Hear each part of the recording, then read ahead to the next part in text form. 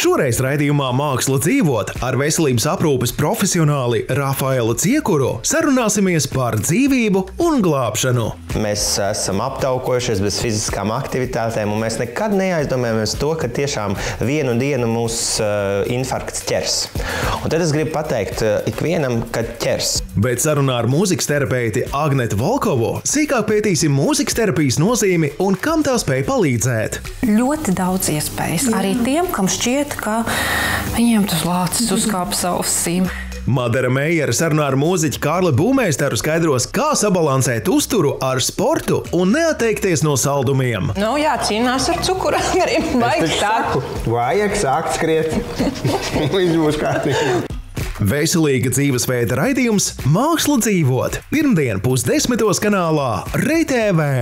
Veselīgi dzīvot aicina Akvile, Nateo, Barbora, Zobārstniecības klīnika Dentārium un Biotu.